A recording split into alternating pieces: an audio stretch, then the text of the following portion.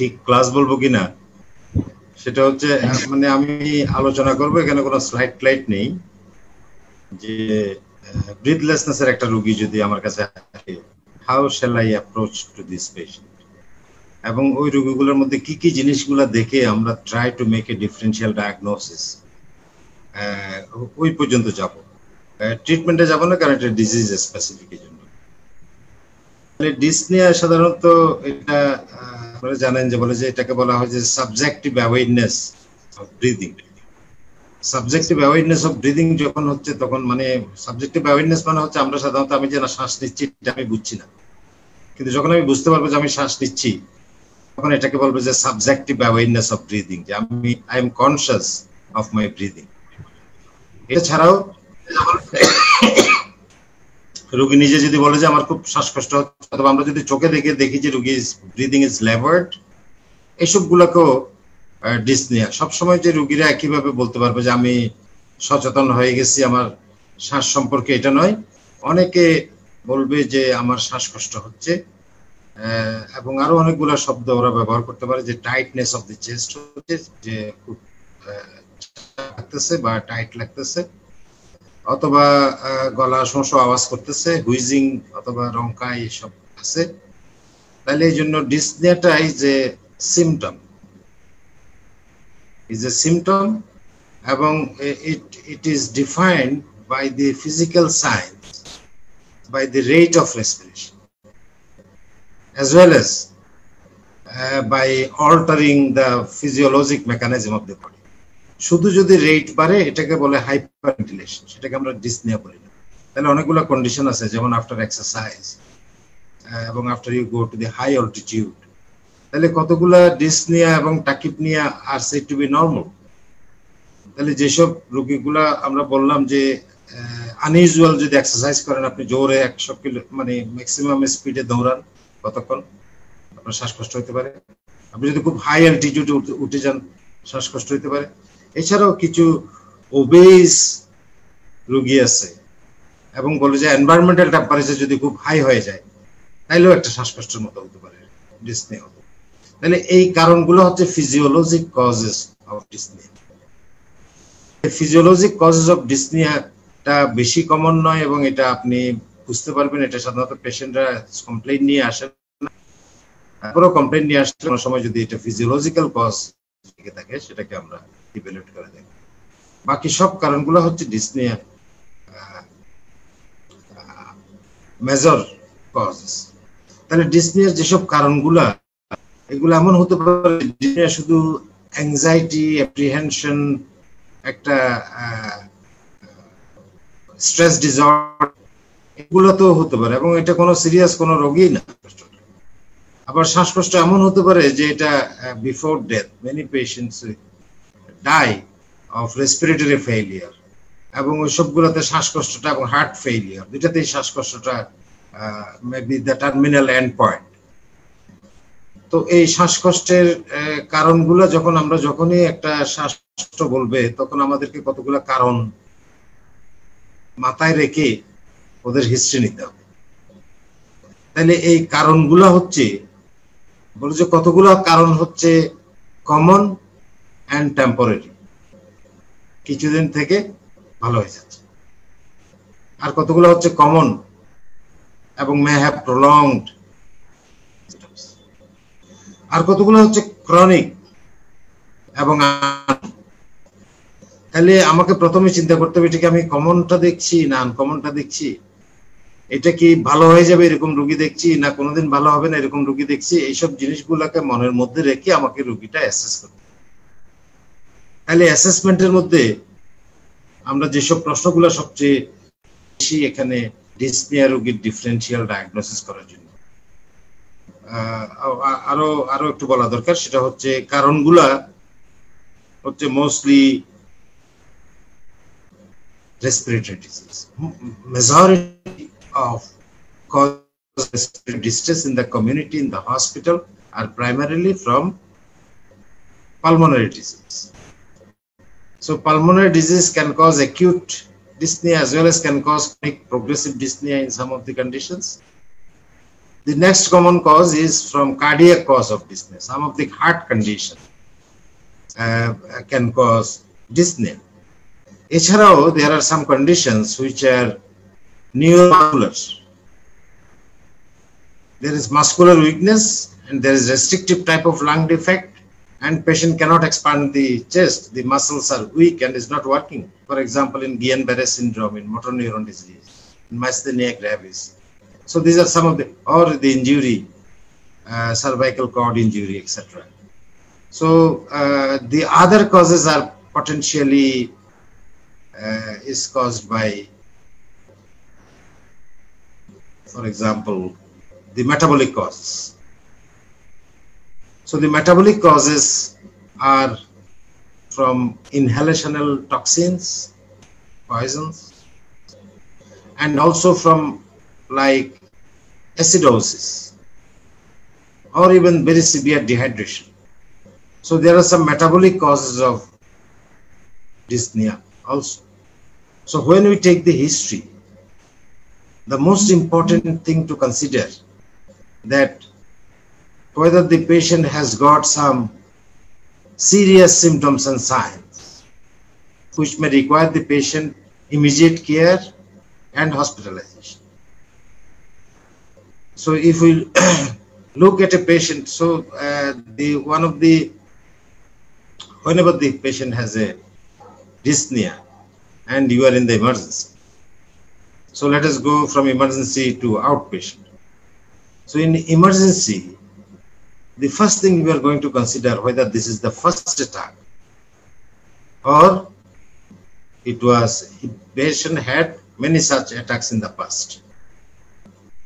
This information is so important in the differential diagnosis that when someone says that how you differentiate between cardiac dyspnea and respiratory dyspnea, the first one of the important clue is that বলে যে আগের বার রোগী যে কারণে হাসপাতালে ভর্তি হয়েছিল এইবারে কি কারণে হাসপাতালে, এটাই ধরে নিতে হবে। এটাই প্রথম ডিফারেন্সিয়েশন। তাহলে আগে যদি হার্ট ফেলিউরের জন্য ভর্তি হয়ে থাকে এবারও হার্ট ফেলিউর, আগে যদি অ্যাজমার জন্য ভর্তি হয়ে থাকে এবারও অ্যাজমা। এই জন্য প্রথম হচ্ছে যে এটা কি ফার্স্ট অ্যাটাক না এটা মাল্টিপল অ্যাটাকস, যদিও ইট ইজ নট ইম্পসিবল যে কি রোগী দুইটা রোগ থাকতে পারে। তারপরে in terms of differential diagnosis there are many diseases which can cause exacerbations and remissions of disease and can be recurrent. তাহলে বারবার হলে আমরা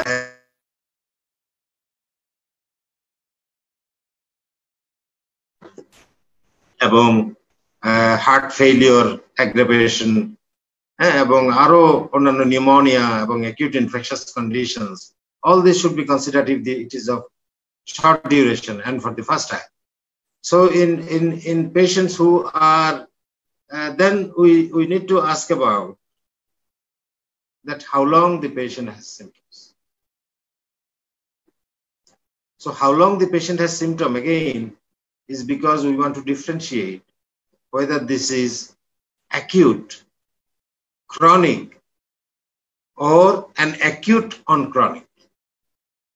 So many causes of respiratory distress are that the patient has a pre-existing disease and they have exacerbation of the illness. This can occur in both respiratory diseases as well as in cardiac diseases. So that is the reason that we want to know how long. So long is also in many other diseases, for example, in patients with a disorder of pulmonary fibrosis. So progressive interstitial pulmonary fibrosis, known as idiopathic pulmonary fibrosis, for example, one disease, or it could be secondary from other connective tissue diseases like scleroderma and other conditions, SLE, etc. So those diseases may be progressively increasing over time. COPD, the symptoms are relatively progressively increasing over time in terms of limitation of exercise, in terms of progressive exertional dyspnea, and all these features we cannot make a differentiation, but we want to know whether the patient has a chronic disease or not, and that's why it is we need to ask about how long. And we can also say that you need to ask about the occupation also. whether the patient exerts himself. For example, many patients with COPD present to doctors late because they tolerate the symptoms.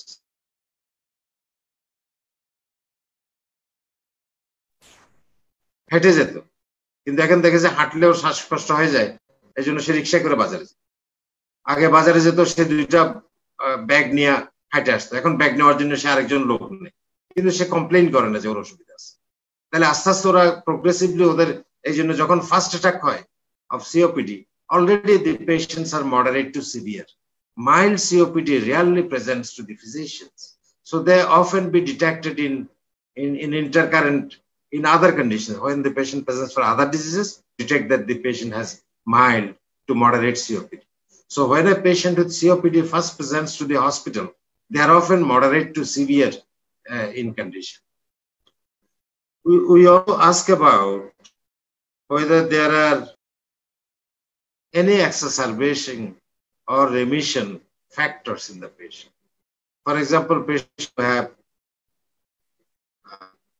cardiac disease or a progressive lung disease, the patient may have symptoms on exertion only, not at other times. So exercise increases.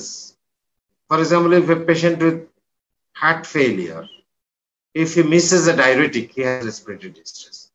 If he walks for long, he has respiratory distress. Otherwise, he's fine. So, and in asthma, for example, there are, many triggering factors are there. And also in both asthma and COPD, upper respiratory viral infections may precipitate attacks. So most of the times we try to understand if there are any factors which can aggravate the symptoms or which can relieve the symptoms. That is an important question. Then you can also ask about a pattern. That means whether patients are at night only, at the early morning only, or at all the time in the day, or if he has for some duration, some time, and other times he is fine. So the pattern suggests, for example, if the patient has a typical paroxysmal nocturnal dyspnea, that means patient is awakened at midnight with respiratory distress, and the patient becomes normal after taking the upright posture.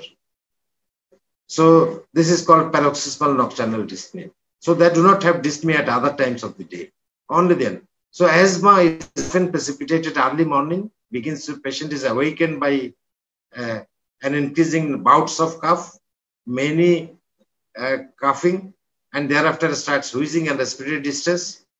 So also in patients with COPD, because there is collection of phlegm or the sputum in the bronchial tree at night, sleep,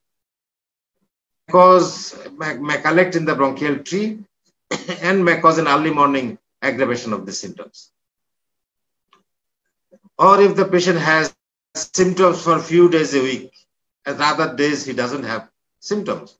So we need to try make it a pattern if it's present for relatively longer duration of time rather than short duration of time. We need to ask about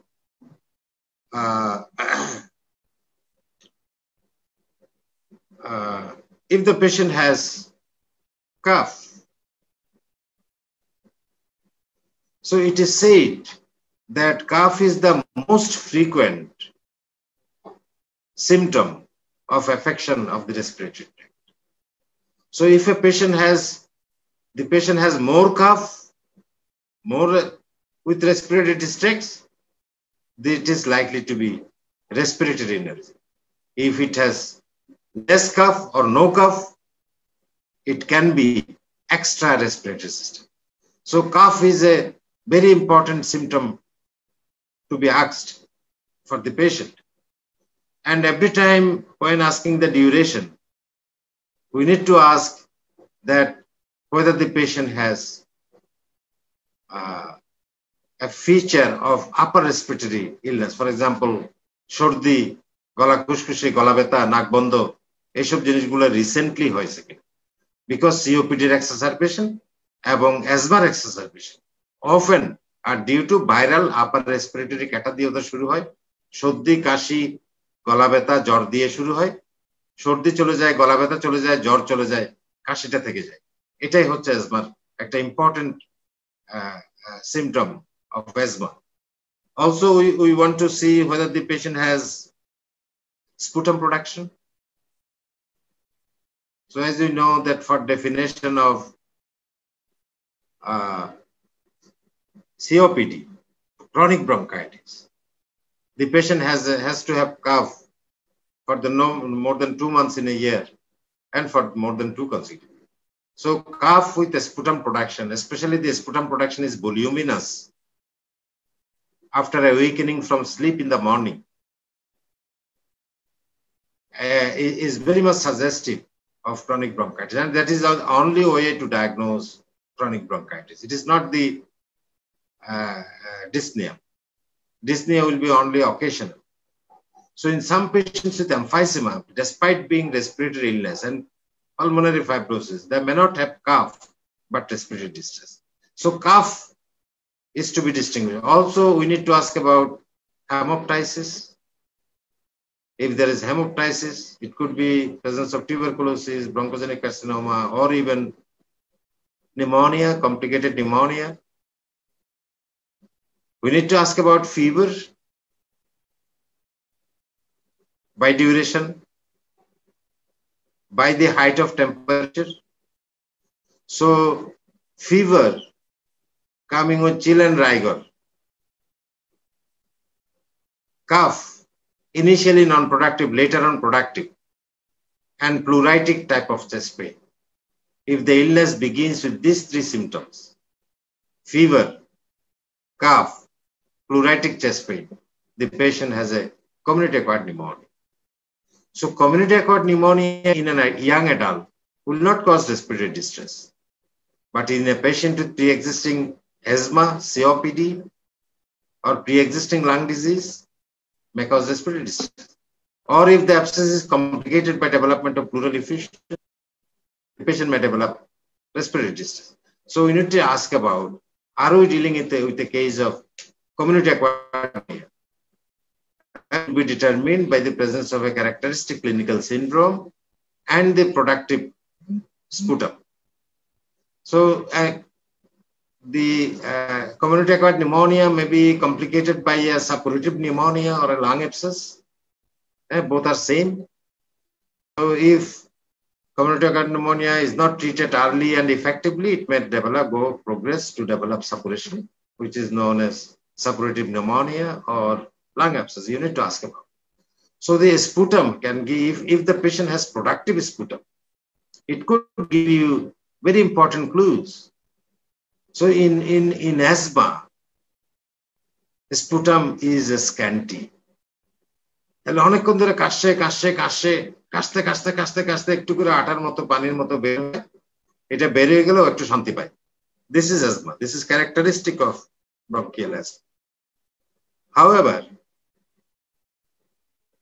in patients with COPD, we know that in chronic bronchitis, there will be chronic productive cough for long, and the patient has risk factors such as smoking. Also, in case of a suppurative pneumonia, the patient may say that I have pus coming out during coughing up. So, presence of pus, occasionally fetid, that means malodorous, that could be due to respiratory distress. That could be due to suppurative pneumonia. So hemoptysis could point to a bronchogenic carcinoma, tuberculosis. Bronchogenic carcinoma and tuberculosis per se does not cause respiratory distress, but when the T or bronchogenic is complicated by development of pleural effusion, pneumothorax, or obstructs the large bronchi, it can cause respiratory distress. In tuberculosis, extensive fibrosis of the lung can give rise to respiratory distress. So hemoptysis, we need to look it very carefully. If many of the how long we will take the history depends on the clinical condition of the patient. If the patient is serious, we need to intervene early. How to understand that the patient is serious? So the most important understanding if the patient is cyanosed. So look for the tongue and the acral parts of the body for cyanosis.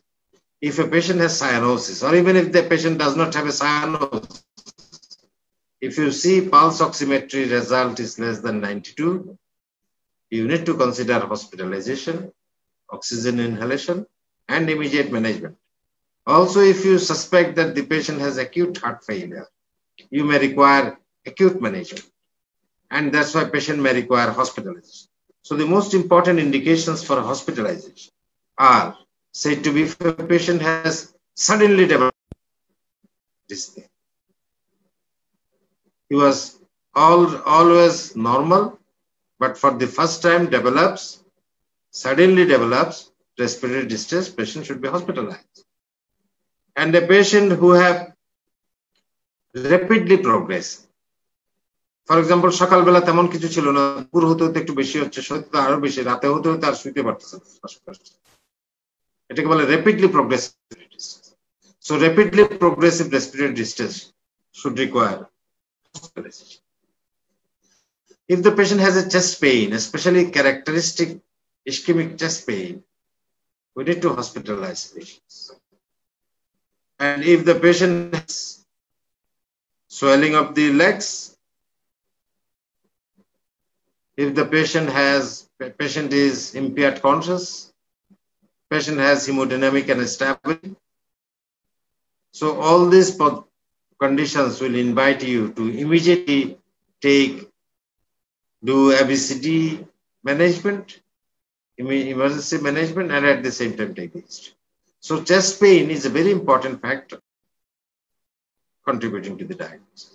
So if the chest pain is central, retrosternal, compressive, with radiation to the jaw or to the left upper limb, along the ulnar distribution of the hand, ulnar border of the hand, we need to suspect that, and if there is associated respiratory distress, it is very likely to be an acute coronary syndrome. And we need to urgently, within 3 hours, try to reach hospital such that we can take it. Palpitation can be both in respiratory disease as well as cardiac disease, but it is more so in cardiac disease. And especially if the patient feels a irregularly thumping in the chest, could indicate cardiac disease. We need to ask about the history of edema in the patient. If the patient has ever developed edema or now has edema at presentation, we need to consider that the patient may have a cardiac disease, whatever the cause of the respiratory distress. Even in PTs is a feature of right heart failure. And if there is right heart failure, it is either due to causes in the left side of the heart, known as congestive cardiac failure, or causes other than the left side of the heart, called cor pulmonale. So right heart failure due to causes other than in the left side of the heart is called chronic cor pulmonale. So edema will indicate a cardiac involvement in addition to pulmonary or primary pulmonary manifestations. Some patients will have fatigue, dizziness, or even fainting or syncope. We should consider, and if it is especially acute, should consider an acute coronary syndrome. And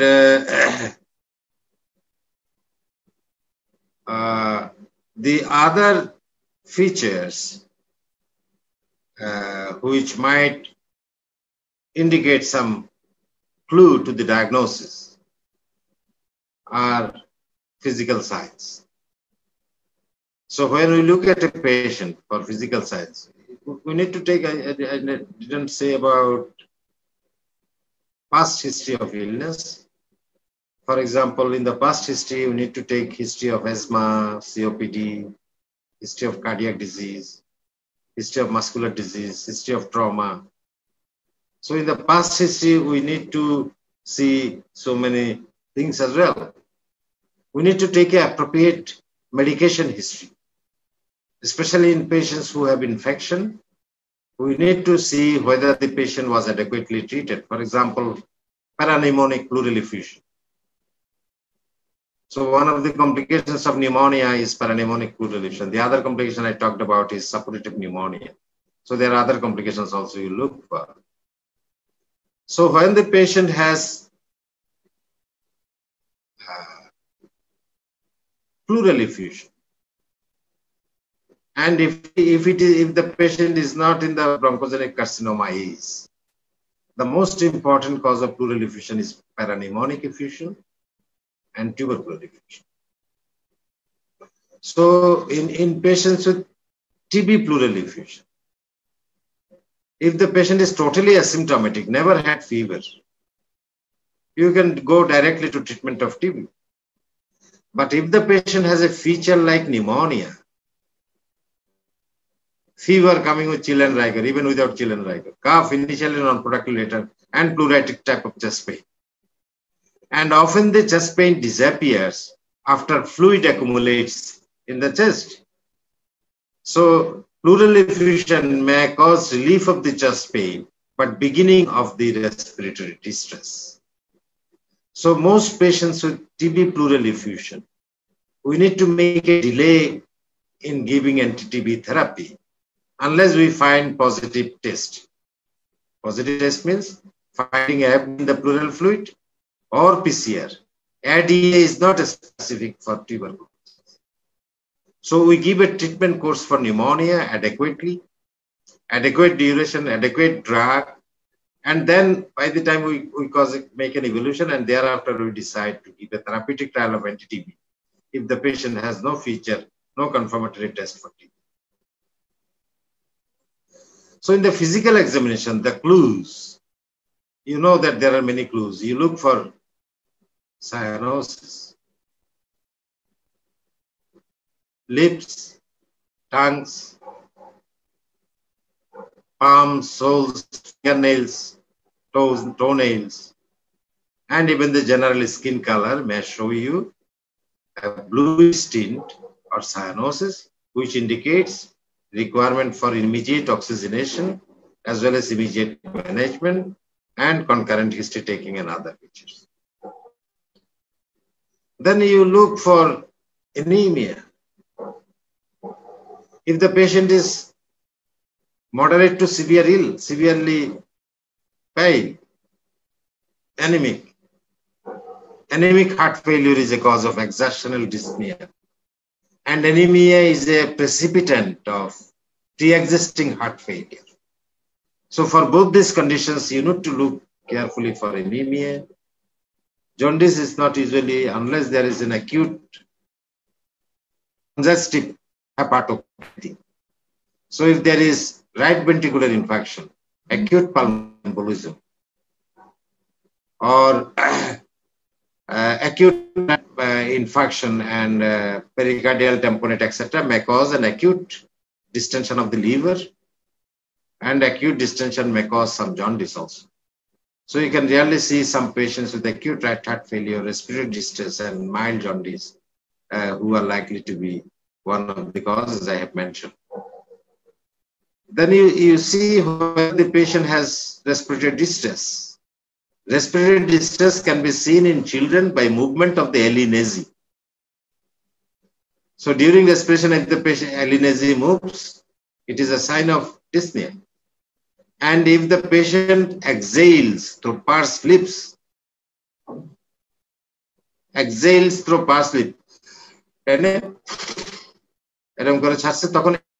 sign of dyspnea. So in addition, we look at the neck and to see that the accessory muscles of respiration like sternocleidomastoids are taut.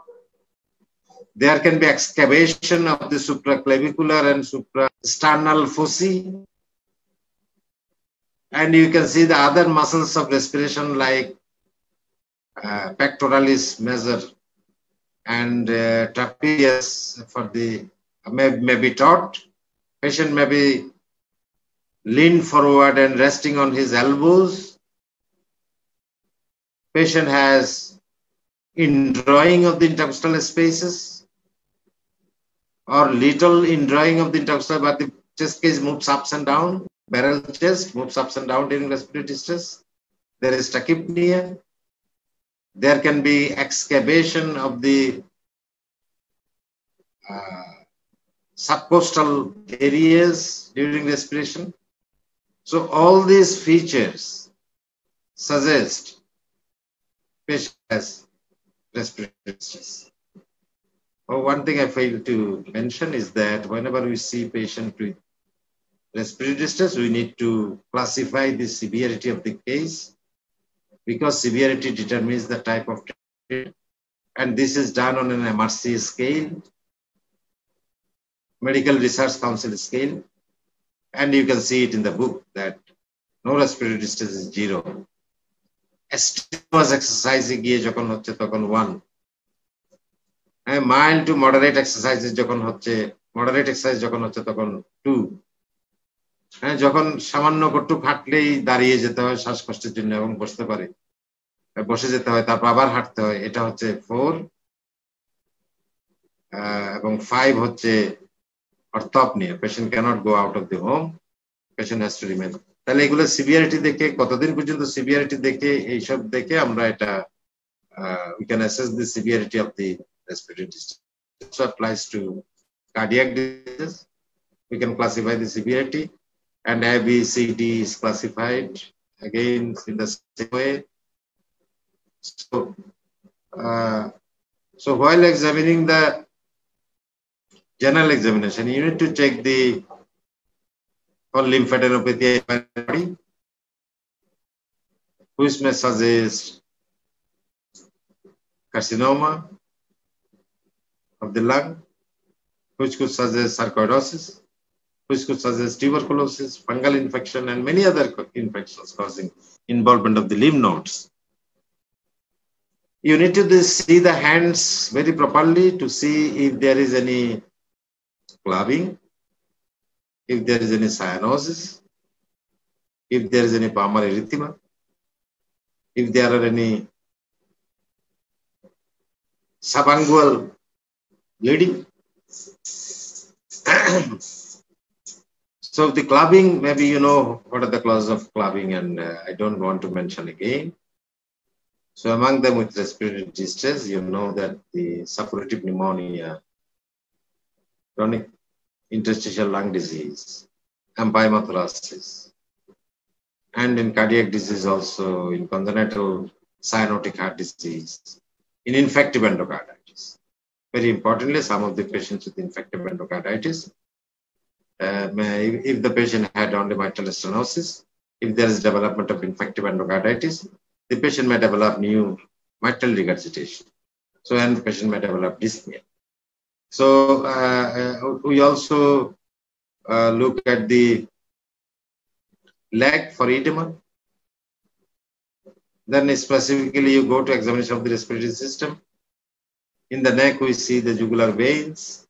If the internal jugular veins are elevated, patient has edema, you know that this means right heart failure, which can be secondary to the left side of the heart or other than the left side of the heart. Then in the physical examination, the very important clue is provided by the position of the trachea, because many of the patients with severe acute pneumothorax have all the features, and you can just diagnose from the, confirm your presence of a tension pneumothorax by the shifting of the trachea. So looking at the trachea is very important. It could also be in tuberculosis, in bronchogenic carcinoma, in lateralized pulmonary space occupying lesion. We could see mediastinal shifting by seeing the tracheal shifting. So then we see the apex bit. it is said that in congestive cardiac failure, there will be shifted apex beat unless proved otherwise. So shifted apex beat, if not due to mediastinal shift, indicates a cardiac disease. Such an important point. So always try to locate the apex beat and whether the heart is enlarged. If a patient has enlarged heart and respiratory distress, the likely that it is due to cardiac cause. Then we examine the respiratory system. Why we examine the respiratory system? It is we examine the respiratory system to see the asymmetric chest finding. So in chest movement, in chest percussion, in chest auscultation, in seeing the vocal parameters, vocal resonance, everywhere we try to locate if there is a change on the two sides. So both the sides are affected, means this is a generalized pulmonary disease or a cardiac disease. For example, the heart failure, the crepitation should be in both bases, both lung bases. If there is rhonchi in bronchial asthma, it will be heard all over the chest and it's called a polyphonic musical sounds. Polyphonic মানে হচ্ছে একটা 10টা বাঁশি বাজাচ্ছে, তাহলে একসাথে 10টা 20টা 100টা বাঁশি বাজালে যেরকম সাউন্ড হয় ঠিক ওই রকম সাউন্ডটা এখানে শোনা যাবে, সেটা বলে পলিফোনিক রঙ্কা। প্রলংড এক্সপিরেশন থাকবে। কোথাও যদি কোনো লেটারালাইজড মানে কোনো সাইডে অ্যাসিমেট্রিক চেস্ট ফাইন্ডিং যদি পাওয়া যায়, this is due to pulmonary disease. তাহলে it could be pneumonia, it could be effusion, it could be pneumothorax, it could be asthma, it could be COPD, it could be interstitial lung disease, it could be cardiac failure with bilateral basal crepitations extending upwards as the heart failure progresses. So physical examination is an important clue. So if the acute respiratory distress is tension pneumothorax, it is an urgency to decompress one side of the chest by putting a needle here. No. So this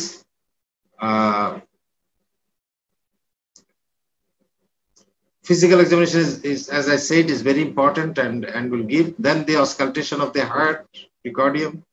If there is asthma, COPD, you cannot locate the position of the apex beat well because there is a portion of the lungs is in front of the left side of the heart, you know, from the anatomy.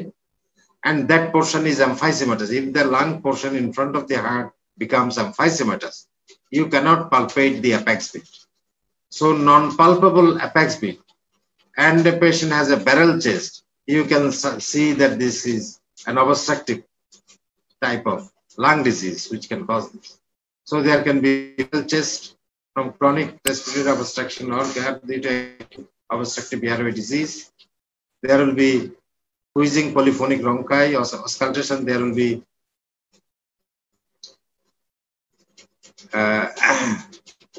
diminished vesicular with prolonged expiration in asthma, COPD exacerbations, and also that you can identify on one side of the chest. It is said that if there is silence with resonance, that means when you do percussion, it is very huge tympanitic note, and if you auscultate, the lung is silent. So silence with resonance means pneumothorax. And if it is silence with dullness, this is pleural effusion. So if one side of the chest is silence with resonance, resonance means tympanitic, then this is pneumothorax, and silence with dullness, maybe a stony dull, is pleural effusion. So any of this condition can cause respiratory distress and may require emergency decompression, either by draining the pleural fluid or by removing the pneumothorax. So we may need to interfere. In general examination of the abdomen, we see whether there is a hepatomegaly. So a tender hepatomegaly associated with edema and raised JBP is right heart failure. The cause will be said something else. So these three in any combination, if we find, this is right heart failure. However, if the patient is admitted in hospital on treatment, the jugular vein may disappear, the tender liver may disappear, edema may persist. You can see patients like that. And edema may not be present in the legs, only present over the sector because the patient is supine most of the time, is lying most of the time. So you may not detect edema also. So what treatment the patient is on, you need to know to assess the physical signs which you will be getting. So liver may be enlarged in respiratory disease symptom in patients with bronchogenic carcinoma or even with empyema and suppurative pneumonia. You can have metastatic liver abscess, secondary metastasis from other organ systems in the body. All could cause acute hepatomegaly, which is often not tender. But in acute congestive hepatomegaly and liver abscess, the liver is enlarged and tender and severely tender. Even there may be intercostal tenderness. So in case of liver abscess, we find an intercostal tenderness. The other cause of intercostal tenderness is empyema thoracis. So empyema thoracis can also cause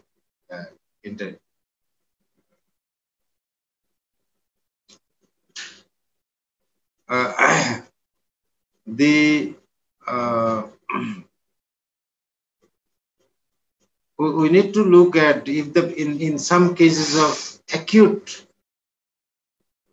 non-respiratory, non-cardiovascular condition, patient may have serious deficiency of respiration. Patient may be cyanotic.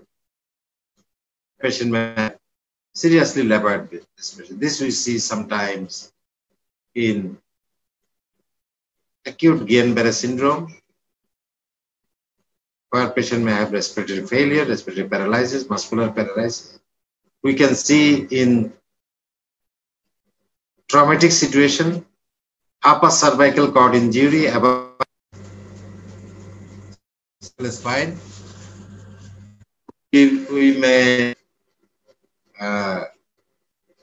have poor functioning respiratory movement and respiratory paralysis. In neurologic conditions like severe hypokalemia, end-stage motor neuron disease, end-stage myasthenia gravis, all could be, or acute inflammatory brain conditions or hemorrhagic brain, bilateral brainstem lesions can also cause paralysis of the respiratory muscles and causing respiratory disease. So among the causes, we often look for the most acute presenting pulmonary causes are acute exacerbation of pulmonary bronchial asthma and acute exacerbation of COPD. It could also be from acute pneumothorax, shifted mediastinum, silence with resonance, and easily diagnosed on the bedside. Life saving in some cases of tension pneumothorax. In patients with pneumonia also, patient may be acutely symptomatic, and especially some of the viral pneumonias may cause rapidly developing respiratory distress. One of them you are seeing now is COVID-19. Similarly, SARS, MERS, all could cause similar respiratory distress. And even some of the viral pneumonias can be bilateral, severely infecting and can cause respiratory distress also. Apart from community-acquired pneumonia, hospital-acquired pneumonia, or ventilator-associated pneumonia can cause a respiratory distress. Acute respiratory distress, acute cyanosis, and acute severely shocked patient could be due to massive pulmonary embolism. So the incidence is low in Indian subcontinent, but in Western countries it is quite common. And one of the causes of sudden death, apart from cardiac cause, is pulmonary embolism. So if there are conducive conditions, patient have history, patient has hypercoagulable state, you need also to consider a pulmonary embolism. Sometimes foreign body or bronchogenic carcinoma inside the bronchus can cause complete collapse of the lung and can cause respiratory distress.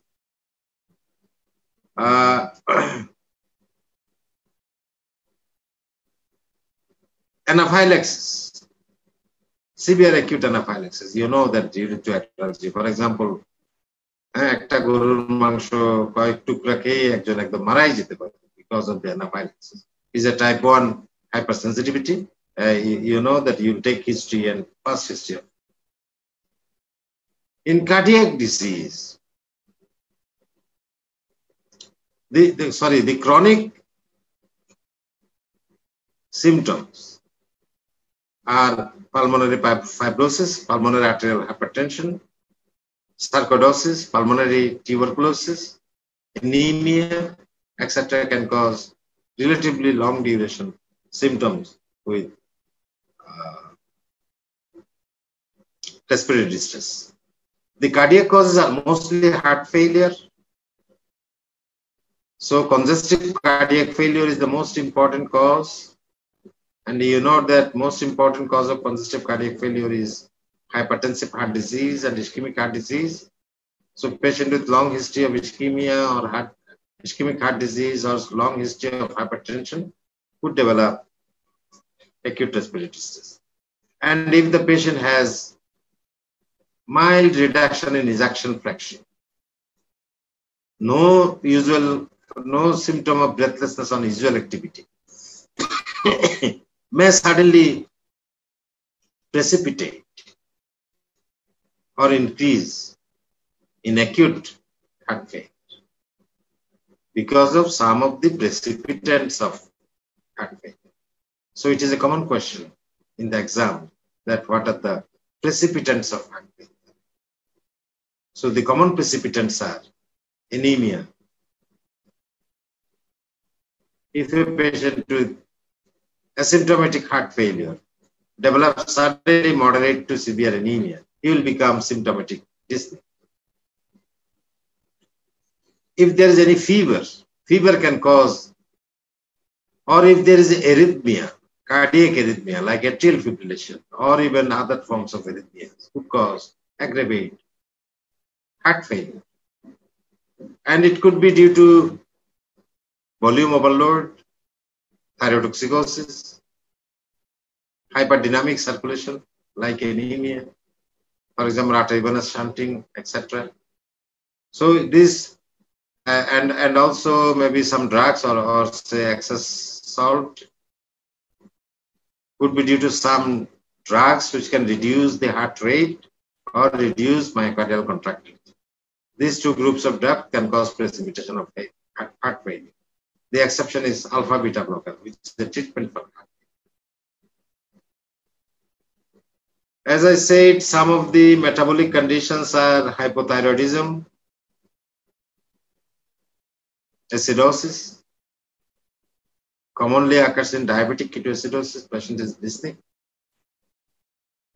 And it could be, if the patient has defective swallowing, it could be aspiration pneumonia.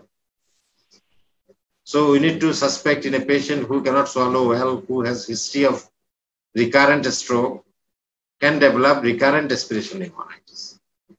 So that's why patient could be sought whether there is any history suggestive of aspiration pneumonia. And তাহলে valvar dysfunction অথবা pseudovalvar dysfunction মানে swallowing যদি defective হয়ে থাকে neurological cause এটা হচ্ছে দুইটা কারণ, একটা valvar palsy একটা pseudovalvar palsy। তাহলে এই দুটাতেই কিন্তু they can swallow solids better because solids go by gravity. They have difficulty in swallowing liquids. তাহলে পানি খাওয়ার সময় নাকি মুখ উঠবে, পানি খাওয়ার সময় কাশি উঠবে, পানি জাতীয় খাবার যে কোনো কিছু খাওয়ার সময় কাশি উঠবে, এটাই হচ্ছে feature of valvar dysfunction or pseudovalvar dysfunction. তাহলে এইসব ক্ষেত্রে could cause aspiration pneumonia, could cause respiratory distress. Hypothyroidism by causing pericardial effusion, by causing bradycardia, and by causing ischemic heart disease, all could contribute to development of heart failure, and patient could have mixed edematous bilateral pleural effusion also.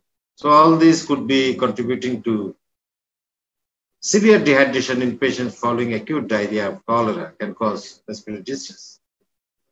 So adult respiratory distress syndrome, as you know, and many of the viral pneumonias can all cause respiratory syndrome. So most important bedside investigations are two. One is doing a pulse oximetry to see if the patient requires hospitalization. Two is doing an ECG, urgent ECG, to see if there is any arrhythmia, if there is an acute coronary syndrome, because all these requires immediate management. So the other thing, respiratory disease, most of the time in acute conditions, respiratory diseases can be diagnosed by a stethoscope and physical examination alone, history and physical examination alone. They rarely require imaging or investigation too. But for heart failure, it requires some of the investigation. So the most important investigation to detect heart failure, and we screen in patients with acute exacerbation of asthma and COPD, is an echocardiogram. So if there is a reduced ejection fraction, less than 40%, the respiratory distress is due to heart failure also. If not is due to heart failure only, it is contributed by heart failure also.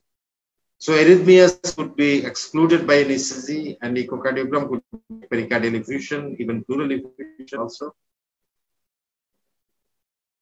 The most important in acute respiratory distress, the most important function, most important contribution apart from ECG, pulse oximeter, the other investigation is an X-ray test.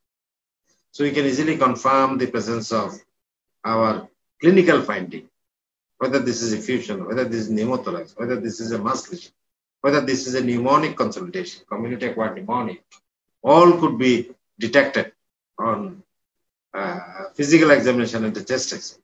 Rest of the time, in typically ill patient, you may require an arterial blood gas. In all other conditions, according to the need of the patient, need of the disease, we will immediately do some investigation. One of the point of care tests for heart failure is said to be NT-proBNP, N-terminal of proBNP. ProBNP is an excellent marker of heart failure. If it is elevated very high, we can confirm, and it can be done in some set on the beds on the point of care. So ProBNP is an important investigation to exclude heart failure or to confirm heart failure. So I'll not talk anymore. My time is out. Now you can ask me a few questions. I have few minutes.